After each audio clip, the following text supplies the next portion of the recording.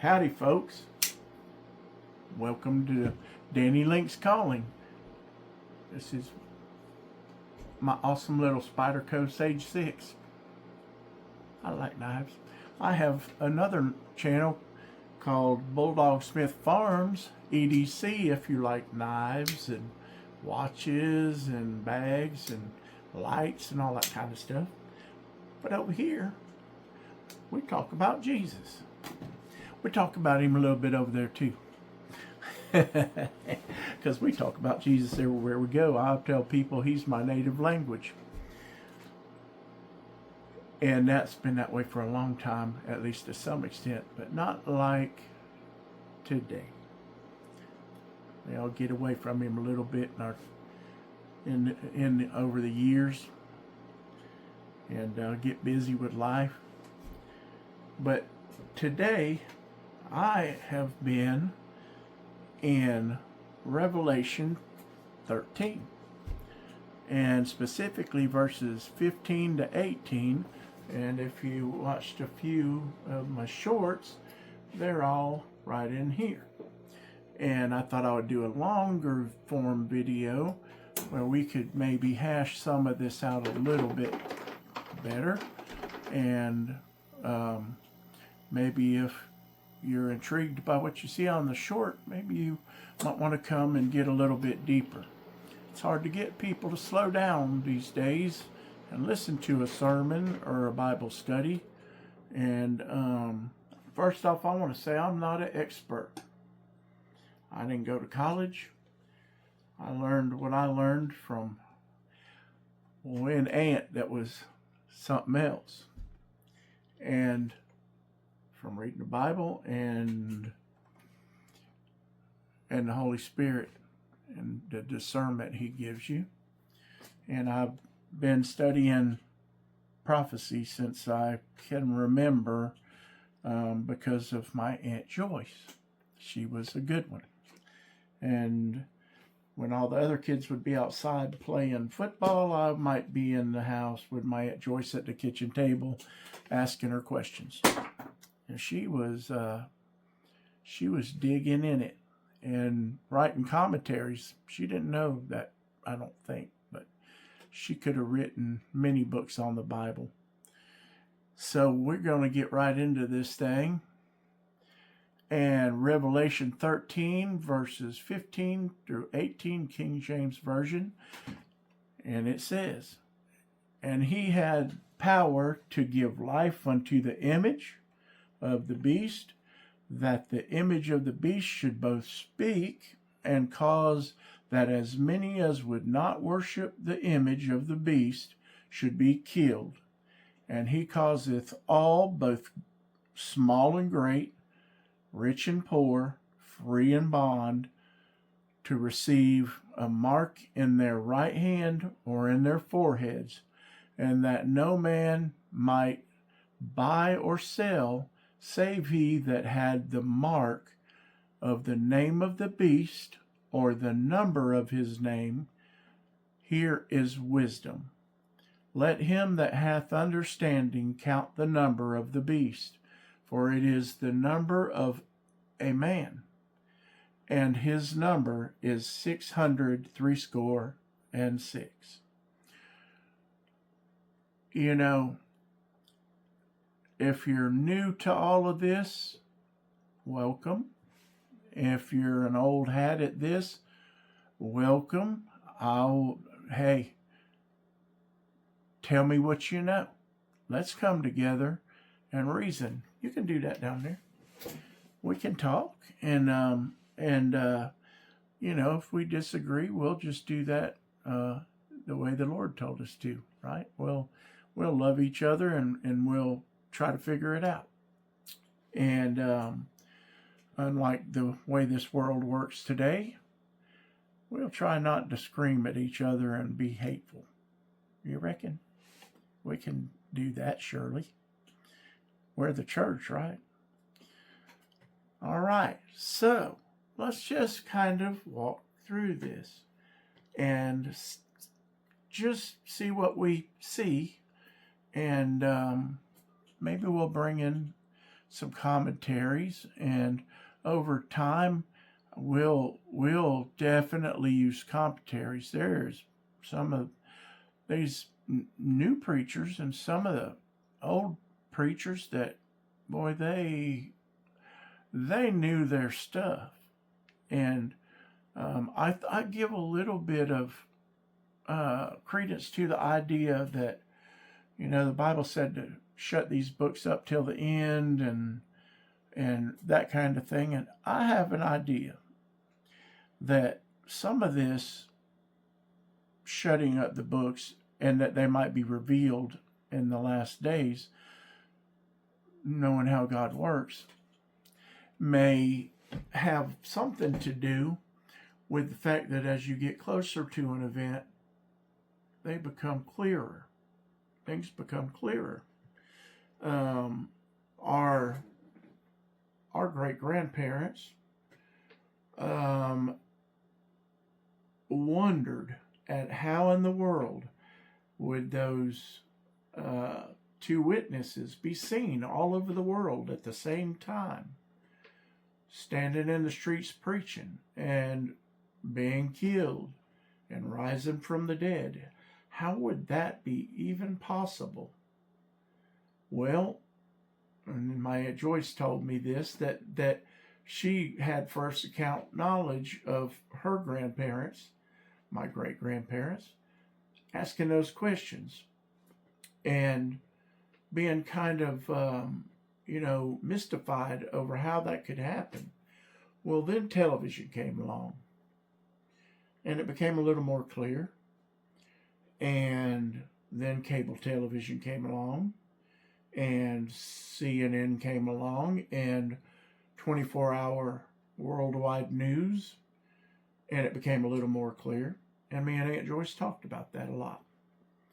And then these things that I'm recording on right here came along, and things that I couldn't have imagined when I was a kid, things that seemed Star Trek sci-fi, we carry around in our hand every day. I had a little set of communicators when I was a kid, little walkie-talkies, and you hit the little button and thing popped up and said, just like on Star Trek, right? And the problem was getting a friend that would stand over there about 10 feet and talk to you, because you couldn't walk much further than that without them things. But I remember going hunting, and it was the weekend that we were going to find out who shot JR. You fellas and ladies my age or older probably remember the show Dallas, and somebody shot JR, and we had to wait all the way to next year to find out who shot JR. And then we had to wait some then. But my dad's best friend, Johnny Gavalis, bought a little TV. The screen was about that big. It was about that deep. Probably weighed 50 pounds. To take to the woods so that we could find out who shot JR. While we was in the woods camping.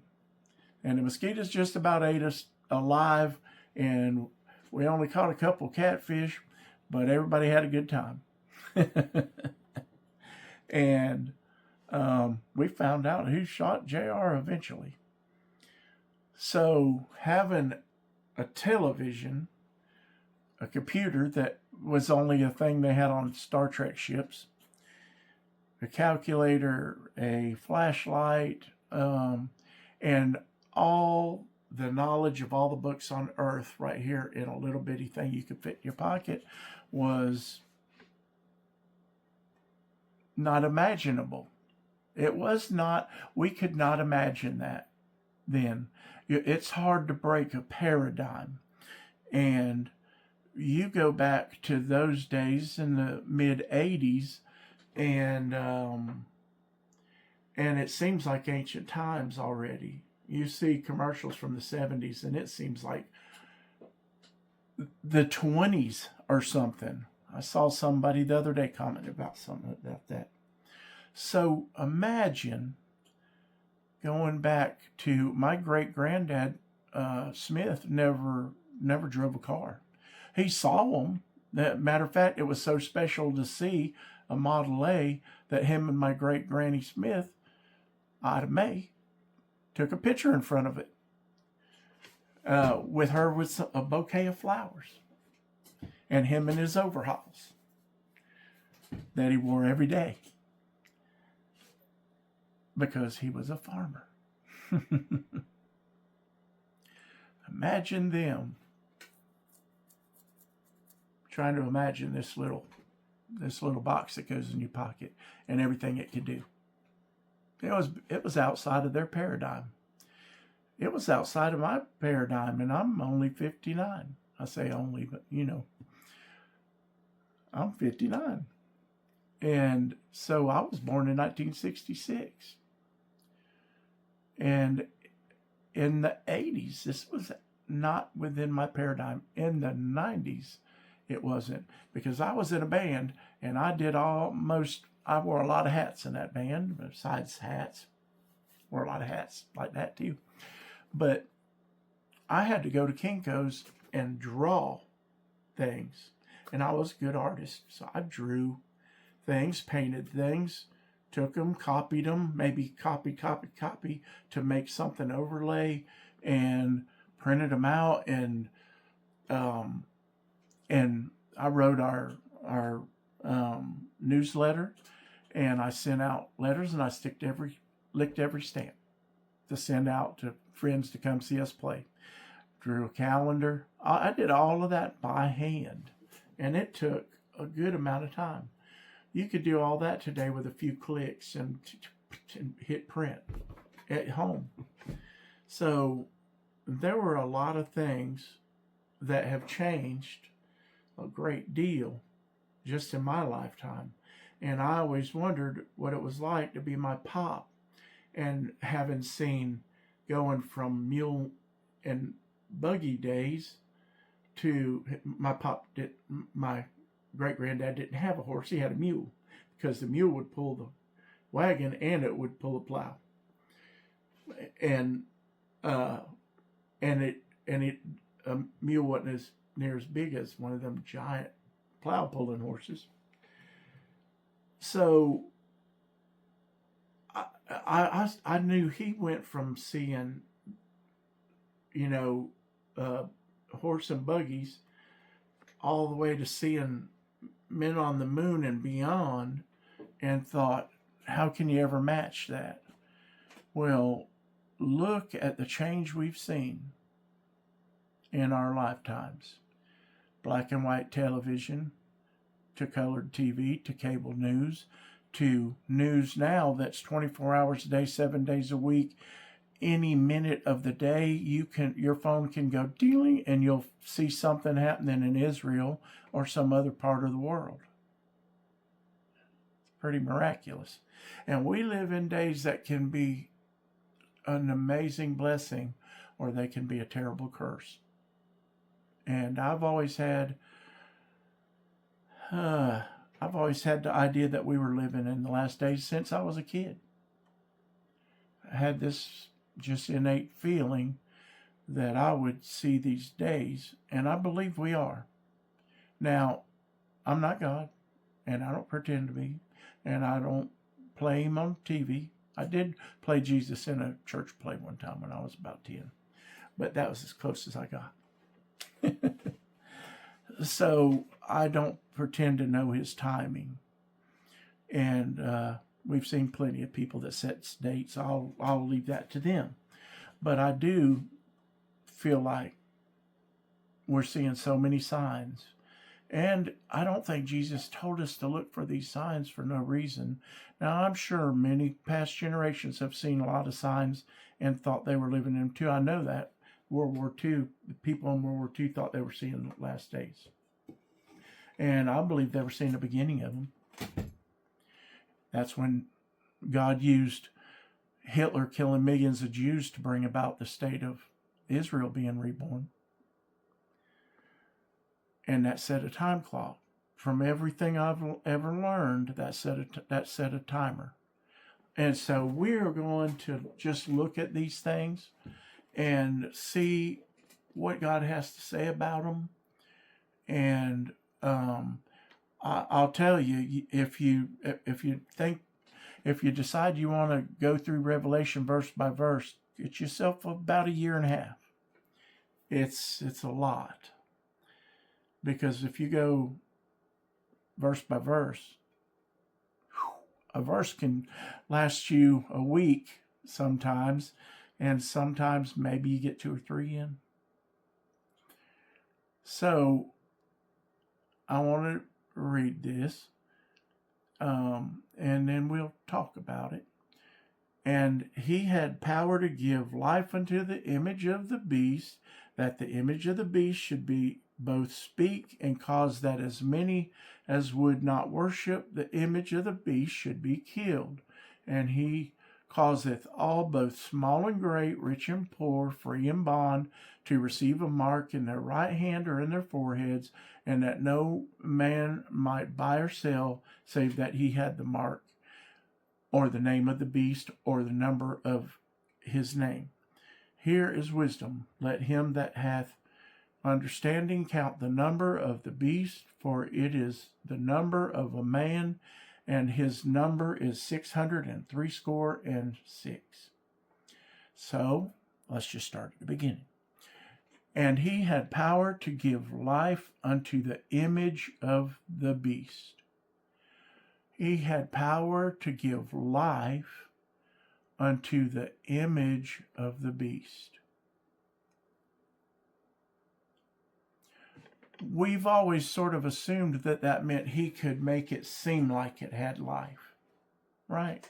Like a machine, like a statue, like they had in the old days, and back in history in Israel.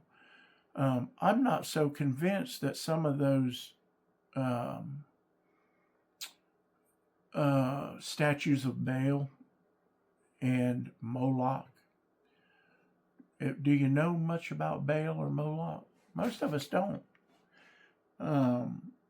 Moloch was the god of child sacrifice, and Baal and his consort Ashtoreth were the god and goddess of plenty, of fertility, and of the earth, to good crops, fertility in men and women. And so they burnt their children on the altar of Baal. And we're adults here. Baal worship involved sexual activity in the temple with prostitutes, male prostitutes and female prostitutes, homosexual sex, heterosexual sex, orgies. And their idea was that they were doing this to excite the gods, to excite Baal and Ashtoreth into having sex, and he would spill his seed on the earth, and it would cause rain and crops to grow. That's the gist of it.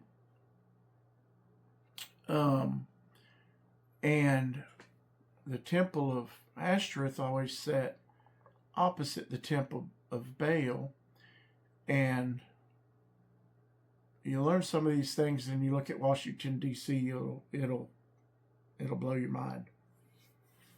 A lot of our country's traditions and the layout of Washington, D.C. is based on these ancient gods and goddesses and Freemasonry. The temple of Ashtoreth sat here, Baal here, facing each other. And his monument was a giant, tall building like you see in Egypt, and the Washington Monument. And you can take a guess at what that is an image of. And the Temple of Ashtoreth had a dome, a domed top. And that kind of reminds you of a woman's pregnant belly. And that was the idea. And that was the idea of the men who laid out Washington, D.C., and the Capitol sits here with a domed roof, and Washington Monument sits here in front of it. And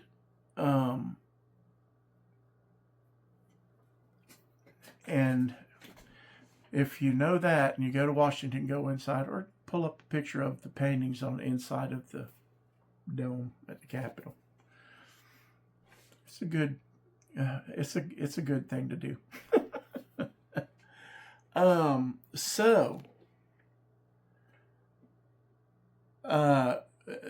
The Bible says there's nothing new under the sun. So the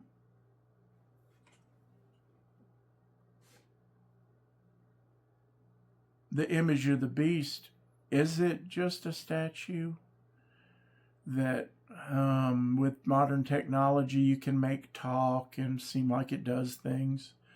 Is it more than that? That would be enough, right?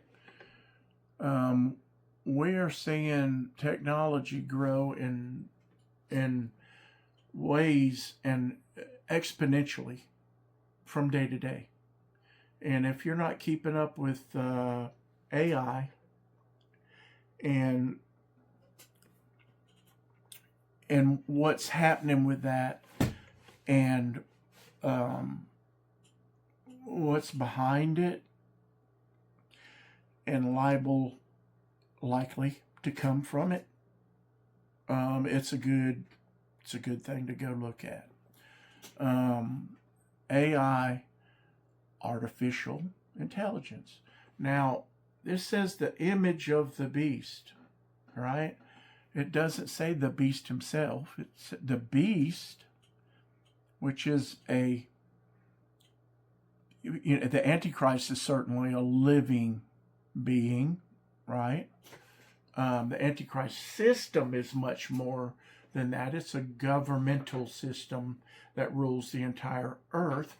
And by the way, have you ever realized that today is the first time in human history, as far as we know, at least post-flood, that one king, group of kings, one government could rule the entire earth? Alexander the Great didn't have nothing on that. He ruled a lot, and not even all, of the known earth, known to them. So, a lot of Europe, into the Middle East, and even into the East some. He only controlled a portion of even that. And he was the greatest conqueror of all time, right? And Rome, they controlled a lot of Europe, even into the English Isles, and all the way into the Middle East. None of them made it into India. That's where Alexander the Great said, "Turn it around." They have elephants and stuff. We're going to the house. We're going back up a ways. How about to Jerusalem? That seems like that seems far enough away. And he never made it out of there alive. So we've got history of these things. We have got things in museums where they created machinery way back then that spoke, moved, walked, blew smoke and fire. And if you've never seen a mechanical device before, imagine living back then and seeing something made of brass and copper and metal, and it's moving and talking and doing things, motivating on its own, seemingly. So what would it take today to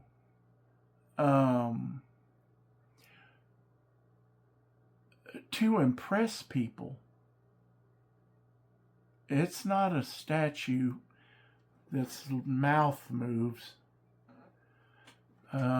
It's not even probably a three-dimensional hologram. It would have to be something else to impress people today and to believe it had the power of God in it, right? Think about that. What would it take today?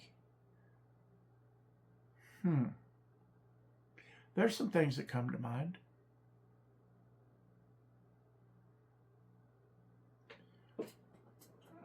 What are we hearing about all the time lately? Our government even talking about it. Sci-fi channels, TV shows about it. The Vatican talking about it and saying they have information and stuff in their archives. Governments around the world legitimizing something that they told you was not true your whole life. Aliens, right? They're telling you aliens are real, that we have craft. There's even been some of them said that we have biological beings. Video, flying objects. You never seem to be as many cameras as there are. They're everywhere today, right? We can walk around with them in our hands all the time. You ever seen a really good video that you know is an AI, right? We're seeing that too. AI is just every day it gets better at creating things that fool you and make it where you can't believe your eyes or your ears. Can't trust anything, can you? Do you even trust that the government is telling you the truth when they tell you that there's spaceships and stuff and that there's aliens? Do you believe them if they say there is or if they say there isn't? Do you believe either way? Do you know what to believe? Do you believe that our government, much less anybody else's government, is doing anything good outside of maybe momentarily if you happen to like President Trump, and if you don't, you think he's doing evil and all evil all the time. And if you think he's doing good, maybe you think he's doing all good all the time. And maybe you're a little bit more skeptical like me and you think he does good sometimes, and sometimes he does stuff I don't like. And I don't trust none of them in reality. And he impresses me sometimes. Sometimes he impresses me to the point I'm like, that dude's smarter than I gave him credit for. Way smarter. And sometimes he really disappoints me. He's a human being. This is what we do. So we're living in a day where you can't trust your eyes or ears. You don't trust any of our institutions. Do you trust the FBI? Do you trust the CIA? Do you trust the presidency? Do you trust the Congress, the House, the Senate? Do you trust the people that work in Washington? Do you trust any of our intelligence agencies? Do you think the word government intelligence is a crazy term because it doesn't exist? Do you trust churches? Are you going to a church that is teaching you straight from the word and not misquoting it? Are you going to a church that's saying, we're supposed to just love everyone? We're supposed to, and loving people means justifying their sin. Do you think that justifying people's sin is loving them? I have a preacher friend, and he often says people are loving people right into hell. It takes a lot of hatred for somebody to love them right into hell because you won't tell them the truth. Wouldn't you rather they heard the truth than to go to hell because they never heard it? I don't want to be the one that gets to heaven's gate and and the Lord is asking me, what happened with you telling that one the truth? They went to hell. Well, I thought they'd get mad at me. Well, so? You were supposed to tell them the truth. I told you to be a watchman on the wall. I told you that if you warned them and they went on ahead and did it anyway, their blood was on their hands. But if you did it, blood would be on you. If you didn't warn them, the blood would be on your hands. Their blood ain't gonna be on my hands if I can help it. Now, and hey, if you want to be loved, universally loved and liked, then find another religion, find another kind of faith, because this one, Jesus told you right off the bat that they hated him, they're going to hate you, and if you proclaim him, they're going to hate you and mock you, persecute you, prosecute you, throw you in prison, kill you. They did all that to him. Why are we surprised when he does it to us? When they do it to us?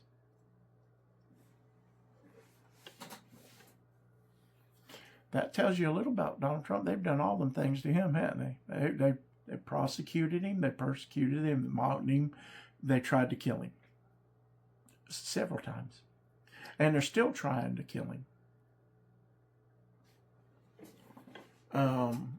So you don't have to love or any politician. You should pray for all of them.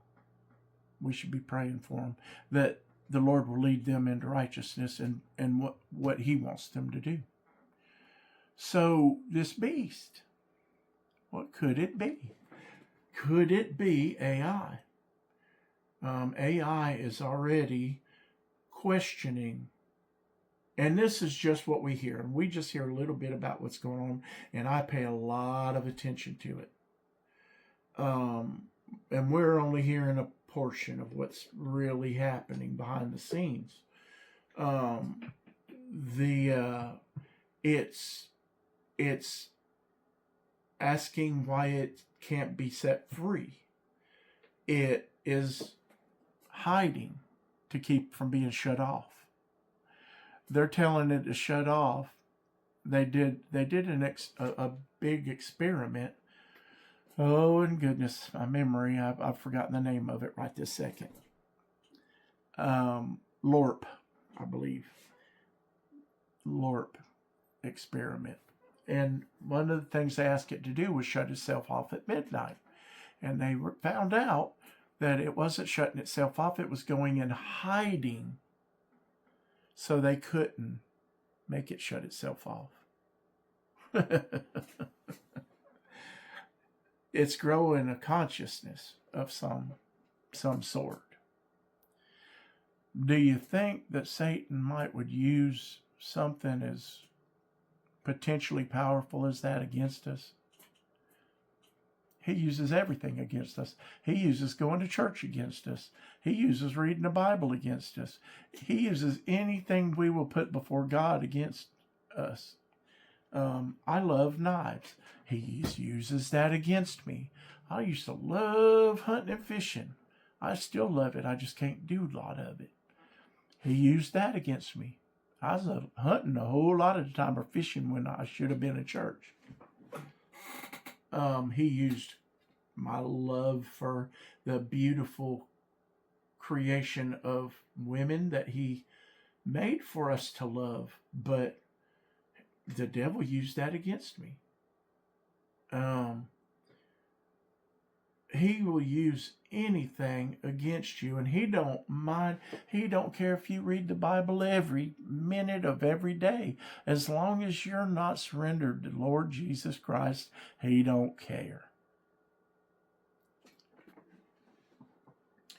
So, the beast, could it be AI? Look, we don't know God's timing, right? We don't set dates. Up in here, we don't set no dates. The Lord will come when he gets good and ready. And Jesus said he didn't even know that only the Father knew the day and the hour. But he did not give us all these signs for no reason.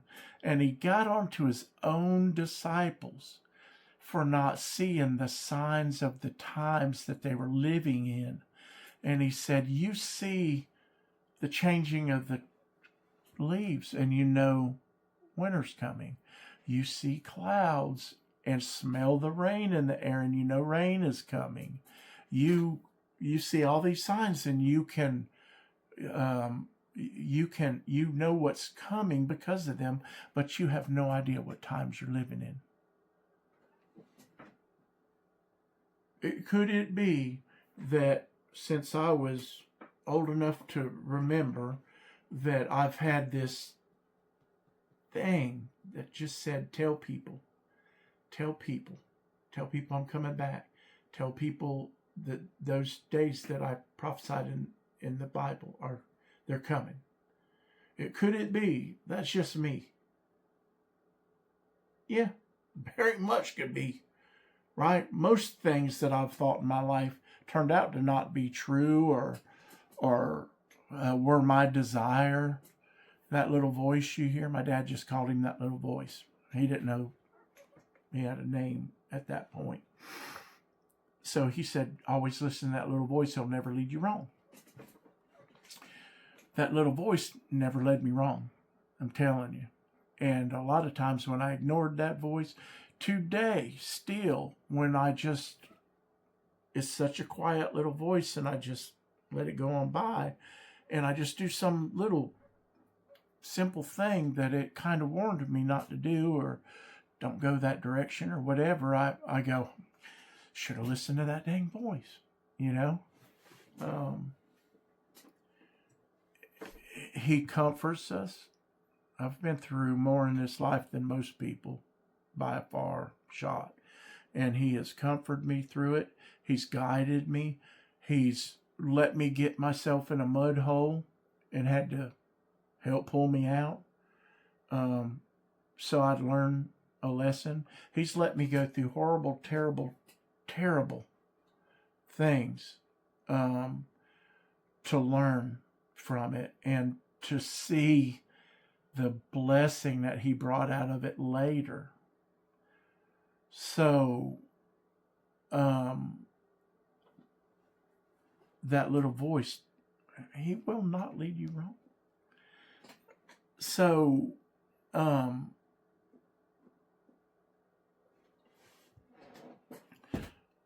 could that beast be AI? It could be something else. But it could be AI. It may be right around the corner. It is right around the corner, let me tell you that. AI is right around the corner. It's already here. In reality, it's already here. I've been telling people for years, the end times ain't coming, they're already here. People get uncomfortable when you take that thing from it could happen someday far off in the future to it's happening right now. People get uncomfortable. Some people really don't like that. If you're watching this and you're still watching it, I think maybe you might know what I'm talking about. You might not be adverse to this idea. So, one way or another, there's going to be something that the beast causes to speak and causes it to be able to kill anyone, anywhere, at any time if they don't worship the beast. And maybe not everywhere at every time, because perhaps there are areas on the earth that the beast system can't reach, at least not immediately, in the beginning. May take some time, troops, because the Bible tells the Israelites to flee into the wilderness and into the mountains. And it doesn't say flee there and then I'm sending them after you to kill you. It literally tells them that they will be protected there. And there are many places in the Bible where you can see that play out, where the Israelites are protected in the wilderness and from enemies. And we think we know where the Antichrist is coming from, as in Rome, the reconstituted Rome. And we always see Rome as being Italy, basically. Maybe some of Europe, right? But Rome controlled a big area. We'll get into that. And then it says, and he causeth all, both small and great, rich and poor, free and bond. So anybody within his ability to control, he causes them to receive a mark in their right hand or in their foreheads, and that no man might buy or sell save that he had the mark or the name of the beast or the number of his name. So he causes everybody to get a mark. Both poor people, rich people, highfalutin people, and just regular old low people. No, just regular old poor people that don't have nothing. You've got to get a mark. And what is it? What's the exact words? In their right hand. Or in their forehead. At least that's the way the King James says it. It doesn't say on, it says in. Sometimes if you just read words for what they mean, it helps you a lot.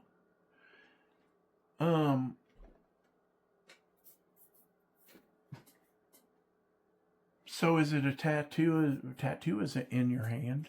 A tattoo isn't on your forehead. It's something that goes in your forehead or in your hand. We have had the idea now for a good long while that it could be a chip, because we have the little chips that are the size of a grain of rice today, and they can hold all your medical records and all your banking records and all the information about your health and just everything about you in a little tiny chip. You notice technology, it just keeps getting smaller and smaller, and the chips keep getting smaller and smaller. Could it be that grain of rice chip is ginormous? That's one of my words. Compared to what this could be. Could it be an injection?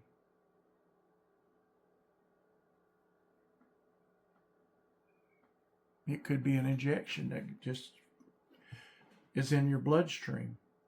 We have nanobots now. Tiny little bots. Tiny little robots. You remember the movie where they inject the science team and their little submarine into the person's bloodstream? A lot of things I think are just sort of signs to the things. I think a lot of things like the alien stuff is to get us prepared, to sort of mentally, emotionally, just have an understanding of these things, and they're no big deal, right? When the government started talking about aliens being real, people just went. Nobody freaked out. They were saying, "Oh, well, people will freak out and they'll throw themselves up." No, everybody just yawned. Is that because nobody believes anything the government says, or because, that's old news, or because it don't really matter to people? They're trying to buy groceries. Most people that work for a living have plenty to worry about,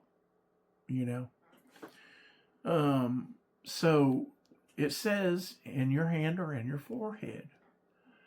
What could that be?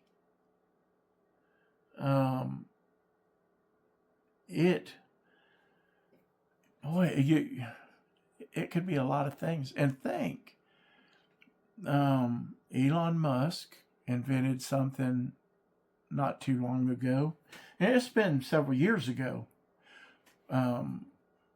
And Glenn Beck's daughter has a brain problem, abnormality, and she has terrible seizures, and they went and had to have surgery for that. Well, this fiber that Elon Musk invented promises to cure things like that. So it's a fiber that's, I can't remember the numbers, but something like 1,000 times smaller than a human hair or something. It's tiny, and it can be weaved into the brain to make areas work that didn't work, to create new connections, and to turn areas of the brain off that are misfiring. And from what Elon Musk says about it, it's going to allow human beings to be connected to the World Wide Web, the internet, the interwebs, some people call them, and that you'll be able to learn anything in an instant. Anything that can be learned will be able to be just downloaded to you. I would have loved that when I was learning to play guitar. Because a lot of time went into that. I wish I had YouTube back then too.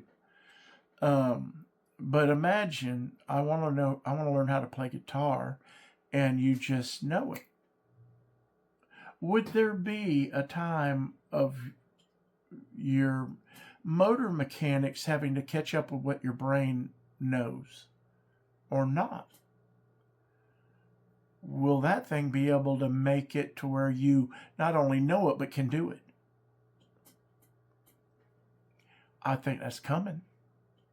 I want to read this book. Bam, it's read. I want to learn nuclear physics. Bam, you know it. These are just a few of the things that Elon Musk is working on and bringing about. And so I don't know if he's a saint or the Antichrist. I fear the latter. He certainly bringing about inventions that could save us or destroy us. And he's one of the biggest AI creators in the world. Don't know if you know this, but selling Teslas wasn't about selling cars. It was about gathering information. And millions of people paid money for a car so that he could use their data, gather their data to train his AI in driving vehicles. And just think of what AI can learn. Driving, mapping, human behavior. It gets on out there, right?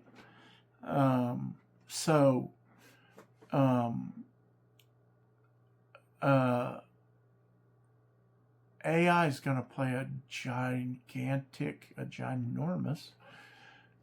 part in the future, as in tomorrow.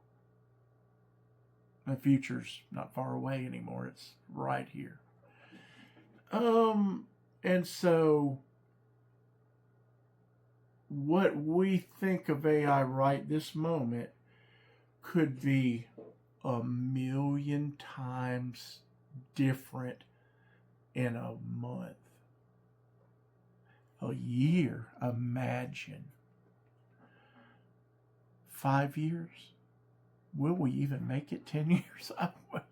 Who knows how fast this stuff's coming. It's coming really fast. It's coming faster than any of us know. And I pay a lot of attention to people that know a lot more than most people. And it's coming crazy fast. So, is the Antichrist here? Is he right around the corner? Is the image of the beast here? Is it right around the corner? Is it a ways off? We're going to find out. We're going to find out.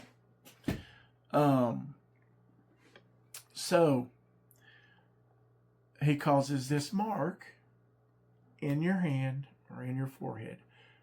And that could be a lot of things. Could it be that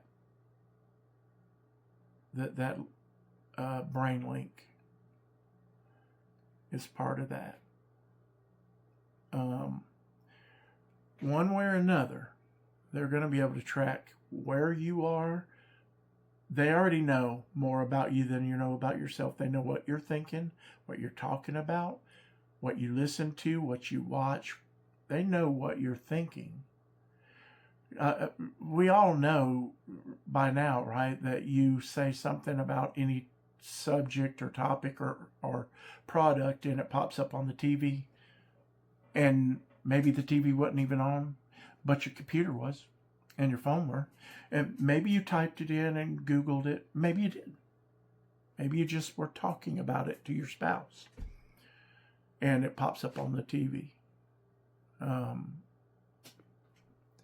It's listening. It's watching. What it is part of it. I believe it's part of this whole Antichrist being, system, creation.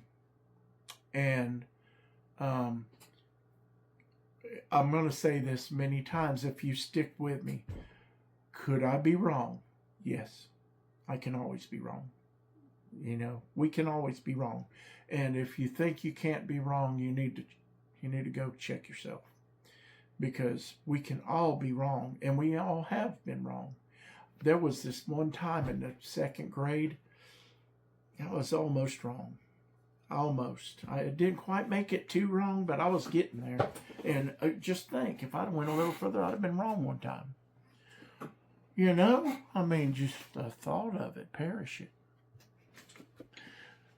We're all wrong sometimes. We can all be wrong.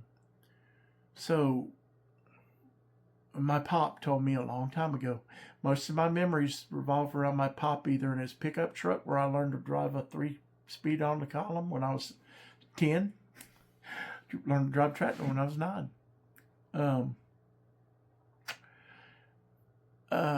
Or they take place in the cow pasture feeding cows. We had time to talk when we were feeding cows pellets and stuff, and he taught me a lot of things and wisdom that I want to share on here and tell stories and stuff about him and about the things he taught me. He was the greatest man I've ever known.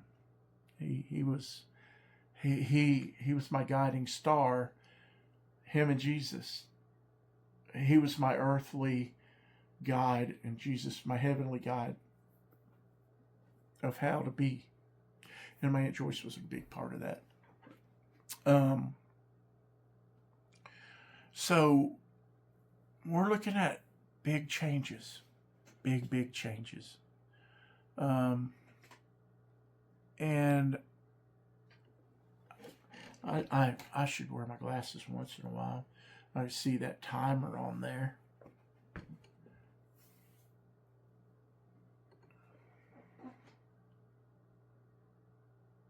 Can't see it that way either.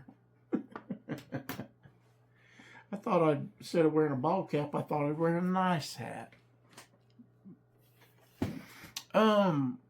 So he forces everybody to get this mark. And if you don't get the mark, you can't eat, have a roof, transportation, nobody will talk to you. Because if they talk to you, guess what? They get dinged. They help you, they get dinged. How do I know that? How do you know that? Well, let's look around the world. China has what they call a social credit score. Y'all probably heard about that. I don't assume that people don't know all this stuff, but you might not, and I want to talk to people that don't know too. They have a social credit score, and if you say something and the government overhears it, or somebody overhears it and tells the government that you said something bad about the government, well, you can't get on a train or a bus or a plane. You sure ain't getting on no plane. And if you say things they don't like or think things they don't like, and like I said, our government and our computers know all this stuff about us. You think theirs don't? They don't even have any sort of Bill of Rights. None. They're completely under the control of their government, and we're going to be too. It's just a matter of time. It's a matter of when. So, they have this social credit system, social credit score. If you ever watched the show Black Mirror, that goes into a lot of this kind of utopian future stuff, and a lot of it is so much more real than you realize. And one of them, everybody walks around and they've kind of got either an implant or a contact lens that when you see someone, there's a number above their head. It's their credit score, their social credit score. And if you see somebody that has, say, under 100, you avoid them. They're shunned. So they don't even have to take people and kick them out. They're shunned right there amongst everyone. No one will look at them, speak to them. They won't even look at them. And this implant or whatever, it's watching what you do. It's watching how your eyes blink, and it's gauging your reactions. And imagine you've got this. It's reading everything you do. It's everything you think, your heart rate, your every single thing that tells it what you're thinking, what you're feeling, everything. They already have this stuff. And China's using it and perfecting it. And India is further ahead on the digital currency model than even China is. I remember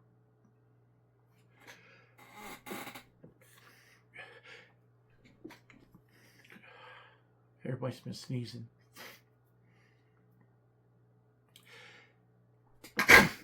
Just go ahead and do it. Or you'll just keep sneezing. Everybody's got the sniffles around here. I remember somewhere like 2015, probably, talking to my wife about that India was getting rid of certain denominations of money. And I remember talking to a couple guys at church about it and telling them what was coming. And most people have never heard this stuff, even people that are really well versed in a lot of things. And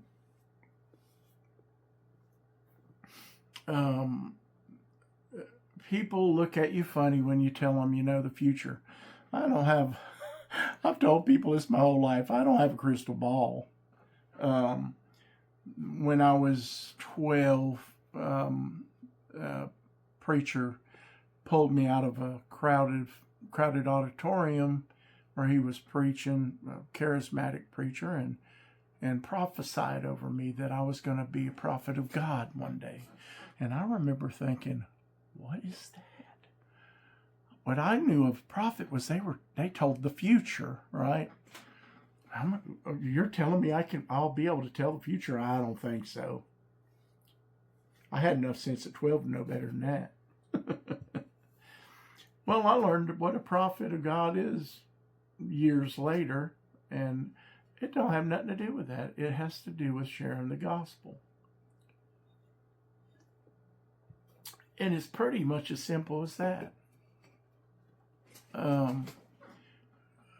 I've had a preacher diagnose me one time with having the gifts of teaching and prophecy. And to me, it's not a magical thing. It's a thing like this. And so I try to break things down to how I can understand them.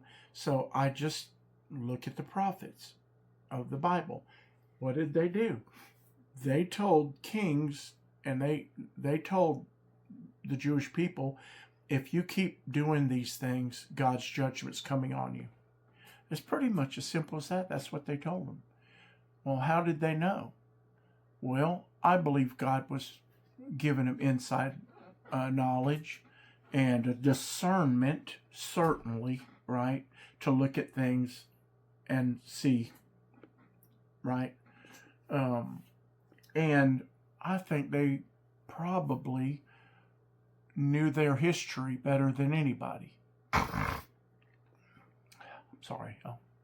And I will say, if you study history, and this has been one of my loves all my life, and that's probably God's hand, right? If you study history, you'll see that we tend to repeat things. Not exactly, but they rhyme. The same pattern, not the exact same details, but you can see this pattern. Just read the Bible. That if you don't read any other history except in the Bible, look at Israel and how they went in a circle. They were in bondage and terrible trouble, and they sought God, and they came into God's favor, and He moved them into liberty and freedom. And they had the freedom to worship Him. And then they got holier now and better than everybody else. And we don't need God. and worship Baal and right back into bondage. And then they'd, oh my goodness, we've done wrong. And they'd come back to God. How many times do we see that cycle in the Bible? We're just doing the same thing that people have done for all of history. We're on the downslope here. We threw God out, right? We were in bondage. We came to God. Whitfield preached all over this nation and gave us the idea of liberty. It was preachers who started the revolution, the whole idea of liberty and freedom. The Black Robe Brigade, they were known as. And God brought us into liberty. And slowly but surely, we tossed him aside. Then we kicked him out of school. We kicked him out of everything. Then we started kicking him out of society and in general. You know the story of how the man has a bunch of demons and they get cast out, but then he doesn't fill it with anything. It's all cleaned out. His brain, his soul is all cleaned out, and he don't fill it with God. And when the devil comes back, what he probably did was he had God for a while, and then he got over it, and he kicked God out. Well, nature abhors a vacuum, and so the demon moved back in. But this time, it wasn't just that demon. He brought a bunch of friends, and they had a party. And the man ended up worse off than he was to begin with, right? Well, look at the United States. We kicked old Satan out and committed ourselves to God, just like Israel did. And we've moved right on out of that and back into allowing those old gods, those old demons back in.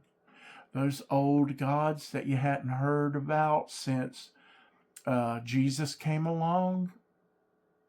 That's the last time you heard of them, wasn't it? You remember?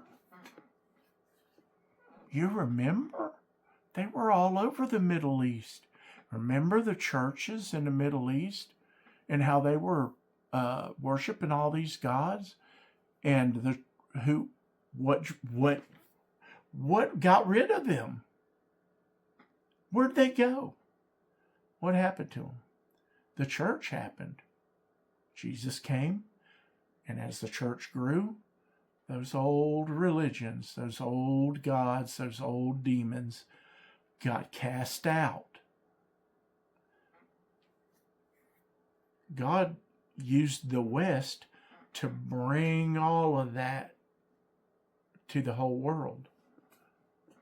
And where we've cast out the demons, we've seen prosperity and plenty and liberty. And where they have not, you've seen hell on earth. Haiti. You ever been to Haiti? You ever seen even video of Haiti? It's not a Christian country, y'all. And I know I can't remember his name right now, but preacher from TBN, and he got all kind of mess over saying that they sold their soul to the devil with voodoo and all that stuff to be freed from the French, the black slaves. Well, they did, and they've been living in that ever since. The devil don't never give you nothing for free. Robert Johnson, the blues player that they say sold his soul to the devil at the crossroads in Mississippi, I think he really did. He didn't live long, but he was the most famous blues player of all time. Still is. Still is. all them rock bands that you in the 70s and 80s, and we just adored them and all that, and they started going off into all the satanic kind of stuff and exploring all these Eastern philosophies and religions and all this stuff. Guess who their influence was? Robert Johnson, blues player from the 1920s. The one that said he sold his soul to the devil. A lot of them got in a lot of trouble too. And a lot of them didn't live very long. When you get involved with the devil, he's getting his. And it's probably sooner rather than later. So there's a whole bunch of stuff to that. But we are right on time for Satan to completely take this place back over. And I don't know that he hasn't already, but God has given us a little opportunity here to seek him and come back. Because God would not want any to perish. That's what he told us. He doesn't want any to perish, but that all would come to repentance and faith in him. And I have people that I really wish would listen. Y'all might have some of them too. I really wish they would, because time's growing short. And it might not be because of the end of the world. It might be because the bus runs you over. You know, I learned in 2017 that it can all be over when you lose somebody in a blink of an eye, and they're gone. So your last days might be in the morning, tonight. And so the beast requires everybody to have this mark, this, and if you don't, you won't eat. It ain't that if you don't work, you won't eat. It's if you don't worship, you won't eat. And because, you know, God's a jealous God. Well, the devil's a jealous devil too.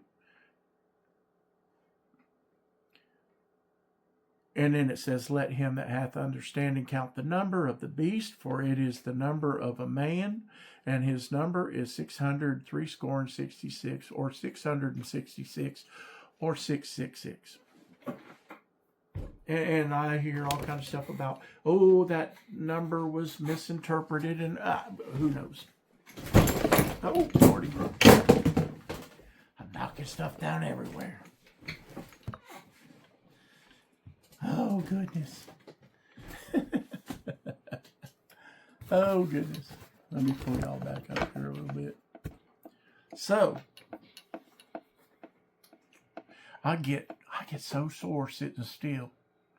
I just get so sore. My body's been through it, y'all. But the Lord's brought me back enough to do this. And he's letting me talk about knives and stuff and have fun over there. And pretty much I think a lot of that's got to do with me getting practice in to do what I'm supposed to be doing. Been supposed to be doing for a long time. That light's bright. But you can see me a little bit. I'm going to turn that a little bit. It won't be quite so bright. Because my light over here just fell off the table. I got to get a sturdier table. This is my old Civil War reenacting table that folds up, and it's pretty shaky. So I want to get me a bench. 666. What is that? Well, it doesn't matter that much. It's a number, but it says, you know, let him that hath understanding count the number of the beast. So it means he wants us to understand these things. He didn't just tell us these things for no reason.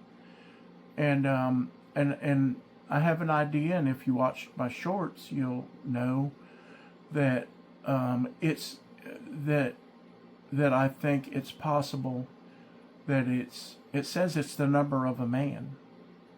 The number of man in general is 6. We were created on the 6th day, and on the 7th day God rested.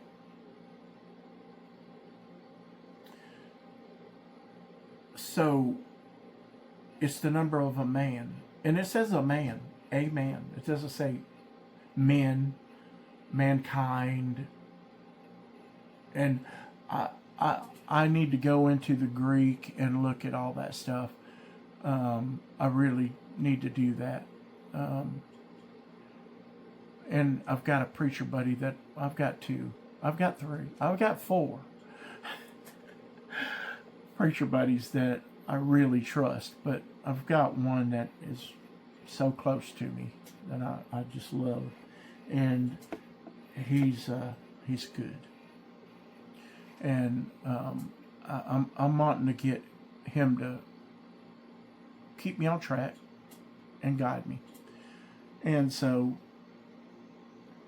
if it's the number of a man, I always took that to be, that means, and many people have, that means if George Bush's name works out to 666, or if it, so everybody's been the Antichrist. George Bush was the Antichrist, his son was the Antichrist, Ronald Reagan was the Antichrist, Jimmy Carter was the Antichrist, Barack Obama was the Antichrist. Everybody's been the Antichrist, right? And none of them were. But there will be one, and he's somebody. And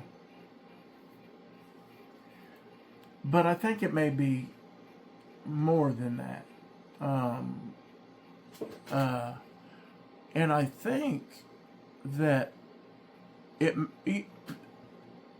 the Bible works sometimes on multiple levels, right?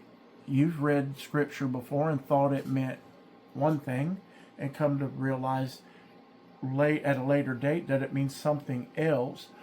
But you've probably even more than that, realized that at different times it spoke to you and ministered to you in different ways at different times, because you needed something different right then than you did that time before, 5 years ago.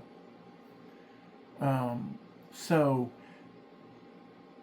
does it have to mean one thing and one thing only? And it might, but it might be true on several levels. So it could literally be the number of a man, an individual man. Right? That's what it says. If you just read it, it's the number of a man.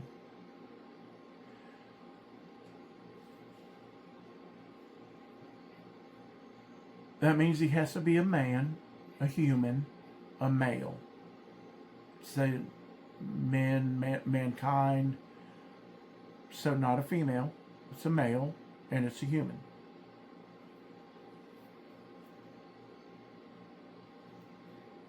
That tells you something. That gives you information, right? It narrows some things down. On a larger scale, on a cosmic scale, the number of God is 7. Because the number 7 we imbue with the meaning of completion. It's when God finished his work. Everything was complete, and he rested. The 7th day of the week is the day of rest. The ancient Hebrews had 364 days in their calendar, which is divisible by 7. They let the land lay fallow every 7 years. Every 7 years, debts were forgiven, because people had to be able to rest from their debt and their labor. Does that mean nobody did anything for a whole year? No. Right? But the land lay fallow on that 7th year. So that either means that you had to grow enough and store it back over 6 years to have enough for that 7th year, or we would see it as rotating crops. This land lays fallow this year while we plant these fields over here, and then when we plant this field, another field over here lays fallow. We do that farming. You don't, and you don't want to plant tomatoes in the same place every year because you'll get disease that tomatoes are subject to. So there are plants that you don't want to plant back in the same place. You want to plant something different there. They say at least for 3 years. Better yet, 5 years, and better yet, 7 years before you plant tomatoes back there. Now, that's impossible to do when you got a little garden to some extent.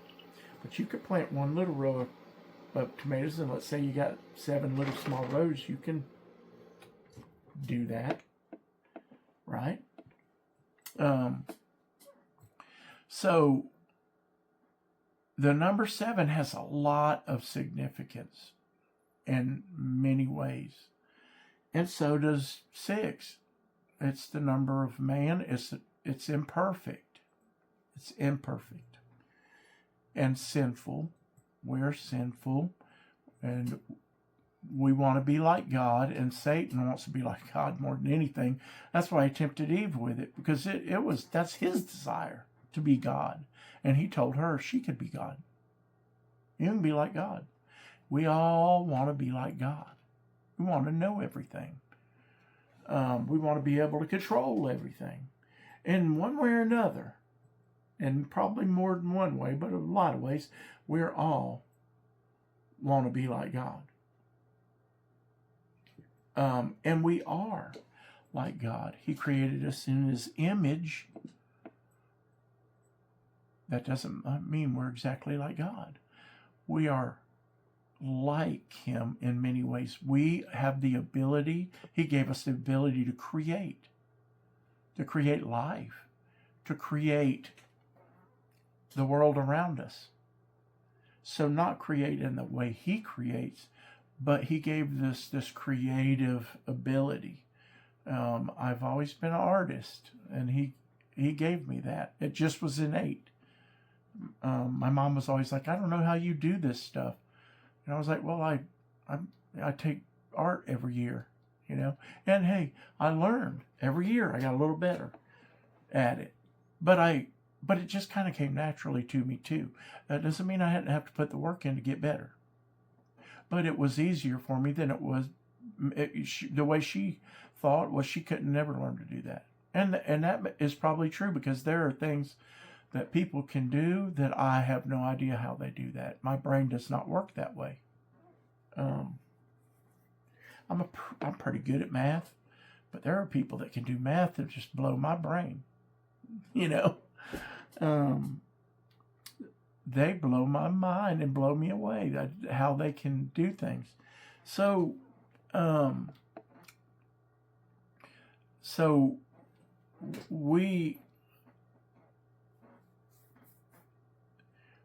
we're always trying to be God, and the devil uses that against us because he wants to be God. And so could it be that 666 is the idea that the devil's always imitating God? And I believe he's tried to bring about a race of God men, and we know them as, fallen angels, and they came and they made giants by breeding with women, human women. They found them attractive, and they bred with them. And I believe that there's some reason to believe that may be the devil trying to create a race of God men to counter Jesus coming. Of course, that did not work. So this is going to be him trying to create a God man again.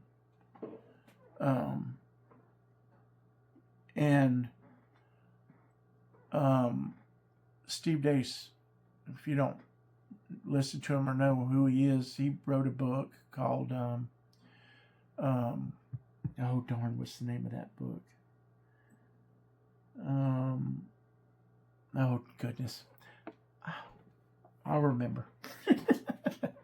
But it's basically about the Antichrist, about a woman being tempted, and it's sort of modeled after the Screw Letter tapes, and the devil is tempting her to be the mother of the Antichrist, and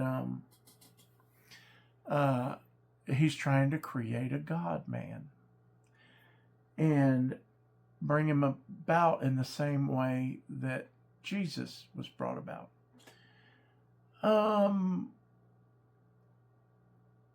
I think there's other possibilities. I think there's a possibility this thing could be AI. I think there's a possibility that the Antichrist body could be a clone, because a clone would have no soul. Right? This is something I've been thinking about for a long time. And if you have a body and it has no soul, then it can be inhabited freely. Right? That's a possibility, I believe. So this number 6 and 3 times Father, Son, Holy Spirit would be 777. Perfect, perfect, perfect. 666. The Father being Satan, the Son being the Antichrist, and the beast, the image of the beast. Perhaps people have always kind of put the false prophet in there. Maybe, right? He speaks blasphemies, probably, and it definitely maybe. Could it be the image of the beast? Let's say it's an AI, living AI, right? Could that be that Holy Spirit? It can reach out and touch you. It can know all things, and it can act and kill you or punish you.